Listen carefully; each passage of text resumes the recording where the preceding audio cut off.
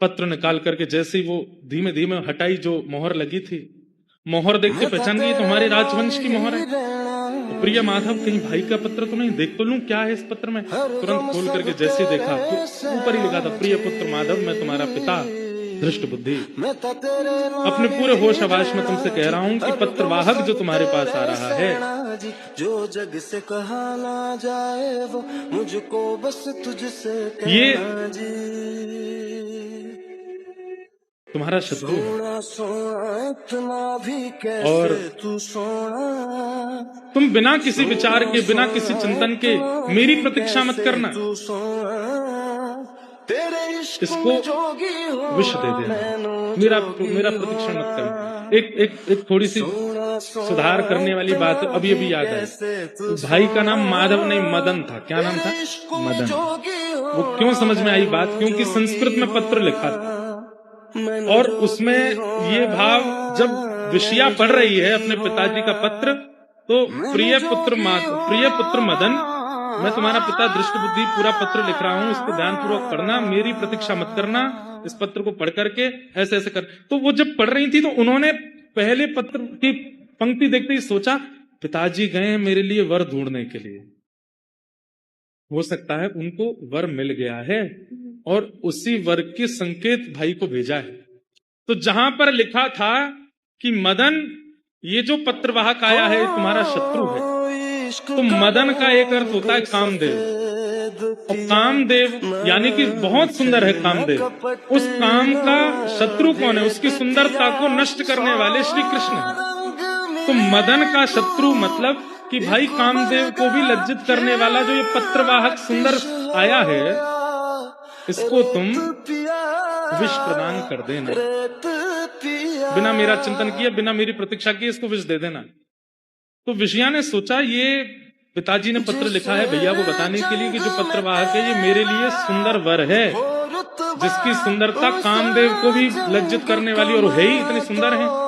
पर जल्दी जल्दी में पिताजी ने विषया की जगह विष लिख दिया, विष दे देना। पिताजी ने जल्दी जल्दी में विषया की जगह विष लिख दिया है।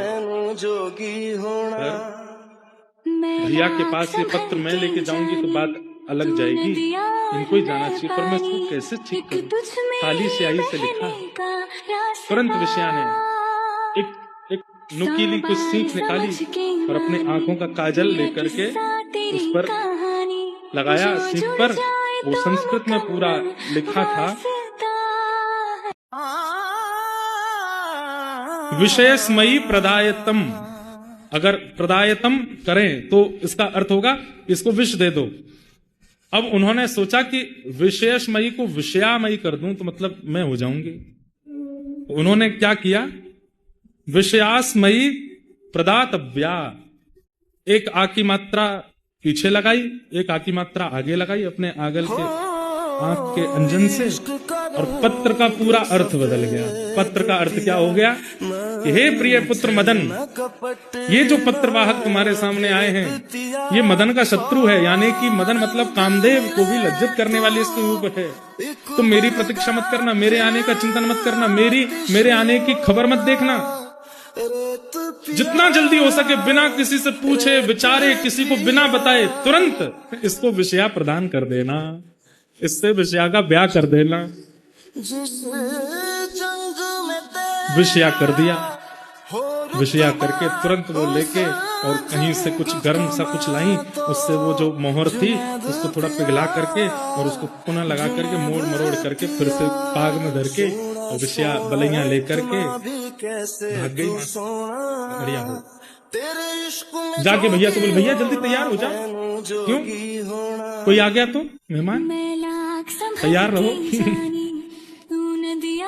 ठाकुर जी की लीला अद्भुत है। यहाँ थोड़ी देर बाद चंद्रहास जी की नींद खुली। नींद खुलने के बाद देखा सूर्य खूब ऊपर आ गए। बोले अरे बहुत लंबा सोया मैं तो। पाग देखी, अपने पाग में पत्र आदि सब रखा था, उसको और संभाल के पाग वाग पहनी, ठाकुर जी मुंह में धरे गाल में, और अपना सब व्यवस्थित करके तुरंत घोड़े पर बैठे और टप टप करते पहुंच गए महाराज मंत्री धृष्ट बुद्धि के घर पर। मदन ने देखा घोड़े पर बैठ करके परम सुंदर परम प्रवीण कोई आया है। आते ही उसको देखा, बोले कहीं तो देखा, कहीं तो देखे हो तुम, कौन हो भैया? अरे मदन भैया मुझे भूल गए, आपको पूरी नगरी मंत्री पुत्र कहती है, बचपन में एक आपका सखा था, दासी पुत्र उसको सब कहते हैं। अच्छा चंद्रहास? बोले हाँ भैया चंद्रहास। अरे भैया तुम्हारे संग तो बहुत खेले हम, इधर आओ, हृदय से लगा लिया। बोले तुम तो पहचान में ही नहीं आए। बोले भैया बस सब आयु बढ़ गई, लेकिन बहुत अच्छा लगा कि आप मुझे मिल गए। अरे तुम तो बचपन में ऐसे ही रहते थे, आज बड़े सुंदर लग रहे हो, बड़े मधुर लग रहे हो, तुम्हारा रूप कांति सब बिल्कुल बढ़िया, और ये राजकीय वस्त्र पहन के कैसे, क्या खबर? चंद्रहास जी ने सब बताया। बोले ऐसे ऐसे मैं तो वहां चला गया था, वहां पर एक राजा ने मुझको गोद ले लिया और अपना राजकुमार। अरे तुम राजकुमार बन गए? बड़े भले पधारे भैया, बताओ कैसे आगमन, बताओ कैसे आगमन हुआ? बोले हमारे नगर चंद्रावती में पूज्य पिताजी पधारे हैं, दृष्ट। हाँ हाँ पिताजी चंद्रावती तो गए? बोले हाँ, तो उन्होंने पत्र भेजा है आपके लिए, ये पत्र है। पत्र खोल करके तुरंत वो हटा करके पत्र खोल करके, प्रिय पुत्र मदन, तुम्हारे सामने जो खड़ा है पत्रवाहक, ये मदन का शत्रु है, काम को लज्जित करने वाला है। इसकी सुंदरता पर, इसकी भाव पर, इसके सब पर मदन मोहित होता है। इसलिए ठाकुर जी को मदन मोहन कहा जाता है, क्योंकि काम भी मोहित होता है उनके रूप पर। तुम इसके रूप को देख करके मेरी प्रतीक्षा मत करना, मेरे आने का विचार मत करना, मैं आऊं तभी सब काम हो, ऐसा कोई भाव मन में मत रखना। मेरे आने से पहले ही बिना किसी को बताए, बिना खबर दिए, बिना निमंत्रण दिए विषया को इसको प्रदान कर देना। अब पत्र देखते जा रहे हैं, सामने देखे मदन के नेत्र सजल हो गए। मेरे जीजाजी खड़े सामने, दौड़ करके गए। वो सबको तो नहीं बताना, माँ को तो बताना। माँ माँ माँ सुनो। बोले हाँ क्या हुआ? हमारी बहन के लिए सुंदर वर मिला है। कहाँ है? पिताजी ने लिख करके भेजा है, विषया को दे दो, और कह रहे मेरी प्रतीक्षा मत करना, तुम विवाह कर दो विषया का। कहाँ है? जमाई राजा का। बोले द्वार पर खड़े। बाहर आकर के देखा तो बाहर चंद्रहास जी खड़े थे, हाथ जोड़े। हाँ बारी जाऊं, कितने सुंदर हमारे जमाई राजा। लाला जल्दी कर। विषया को बोला, विषया जल्दी आओ। हटिया, तुम्हारी शुभ घड़ी आ गई, सुंदर पति आए। देखा भी नहीं विषय, मुझे मंजूर है माँ, करा दो, अब देरी मत करो। पिता बेटी एक बात लेकिन कष्ट की है। बोले क्या? पिता ने कहा है कि वो नहीं आ पाएंगे। कोई बात नहीं माँ, आते देंगे पिताजी, आप तो मेरा ब्याह कराओ जल्दी। ये कथा नारद जी सुना रहे हैं और अर्जुन और कृष्ण बैठ करके सुन रहे हैं, ठाकुर जी सुन रहे हैं बैठ करके चंद्रहास का चरित्र।